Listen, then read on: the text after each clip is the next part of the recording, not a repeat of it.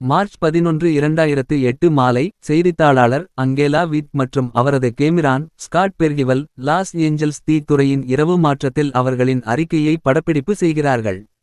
தீயணைப்பு வீரர்கள் ஜேக் மற்றும் ஜார்ஜ் பிளெட்சர் ஒரு உள்ளூர் அபார்ட்மெண்ட் கட்டிடத்தில் ஒரு அவசர அழைப்பு பெற. முதியவர்கள் குடியிருப்பாளரான திருமதி எஸ்பினோசா கர்நாடகம் யூரி அவரது மனைவி வாண்டா மற்றும் பிற குடியிருப்பாளர்களால் கேட்டார்.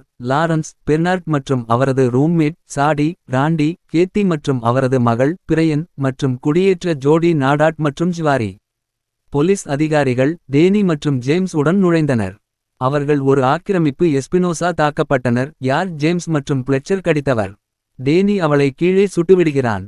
அணி மற்றொரு குடியிருப்பாளர் எலி இதே போன்ற நிலையில் மற்றவர்களுடன் தனது தலைகளை கொண்டு வருகிறது. எஸ்பினோசால் காயமடைந்தவர்கள் உடம்பு மற்றும் தீங்கற்றதாக ஆகிவிடுகிறார்கள். அதிகாரிகள் மற்றும் சிடிசி ஆகியவை கட்டிடத்தை விட்டு வெளியேற அனுமதிக்கின்றன. யாரையும் விட்டு வெளியேற அனுமதிக்காது. அவர் ஒரு நோய்வாய்ப்பட்டதால் நாய்க்குள்ளேயே நாகரீகத்தில் உள்ள நாகரிகம் என்கிறார்.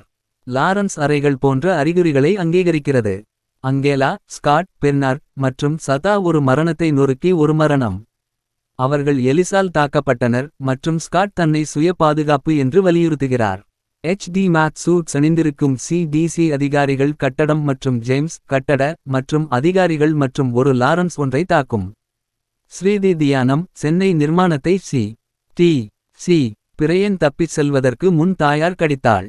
குழு இப்போது பாதிக்கப்பட்ட பிரையனா கண்டுபிடிக்கிறது. மற்றவர்கள் பாதிக்கப்பட்ட உடைந்த தளர்வானவர்களை கீழே விழுந்துவிடும். மற்றவர்களுக்கு டேனி கடித்தால் அவர் கலந்து கொள்கிறார்.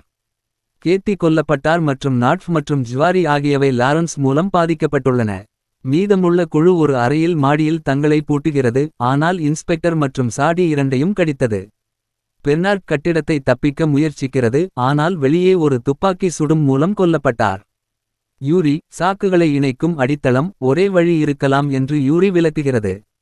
யூரி தாக்கப்பட்டு தொற்றுநோய்க்கு உதவிய சுகாதார ஆய்வாளரால் கடித்து கொண்டார். வாந்தன் தனது கணவனை விட்டு வெளியேற மறுத்துவிட்டார். சடியால் கடித்து போனார். ஜேக் அங்கேலா மற்றும் ஸ்காட் ஃபே பாதிக்கப்பட்டவர்களில் பாதிக்கப்பட்ட பெரும்பாலானவற்றை கடந்து செல்லும் போது மூவரும் முக்கியமாக கண்டுபிடிக்க உதவுகிறது. ஜேக் தொற்றுநோயால் கடந்து ஏஞ்சலா மற்றும் ஸ்காட் ஆகியவற்றை ஒரே உயிர்த்தப்பியராக விட்டு செல்கிறார். அந்த ஜோடி பாதிக்கப்பட்டதன் மூலம் அட்டி குடியிருப்புக்கு மாயை கட்டாயப்படுத்தி அங்கு அவர்கள் ஒரு முன்னாள் குடியிருப்பாளரான ஒரு ஆய்வாளர் மற்றும் ஒரு செய்தித்தாள் அர்மகெதோன் வைரஸ் என்று ஒரு உயிரியல் ஆயுதம் திருடியது ஒரு டூம்ஸ்டே வழிபாட்டு ஒரு உறுப்பினர். வைரஸ் ஒரு சிதைந்த வடிவத்தில் இது மிகவும் ஒப்பந்தம் மற்றும் கொடியதாக உள்ளது. ஒரு தொற்று ஒரு அறக்கட்டளை ஒரு தாக்குதல் பையன் அதை வீசும்போது கேமரா ஒளி இழந்து கேமரா ஒளி இழக்கிறது. அவர் மற்றும் ஏஞ்சலா அபார்ட்மெண்ட் உள்ளே குரல்கள் கிங்ஸ் குரல் கேட்கும் முன் இரவு பார்வை மீது திருட்டு. சத்தத்தின் ஆதாரம் ஒரு உணர்ச்சியற்ற நபர் வெளிப்படையாக அவர்களை அறியாமல் கண்மூடித்தனமாக தேடும். பாதிக்கப்பட்ட 2 முயற்சிகள் ஆனால் பாதிக்கப்பட்ட நபரால் கண்டுபிடிக்கப்பட்டது. யார் ஸ்காட் இறந்தார். அங்கேலா விழுந்த கேமராவை மீட்டெடுத்தார் மேலும் தாக்கப்பட்டார். அவர் தாக்கப்பட்டதற்கு முன்பு பாதிக்கப்பட்டுள்ளார். அவர் கேமராவை குறைக்கிறார் இருளில் இழுக்கப்படுகிறார்.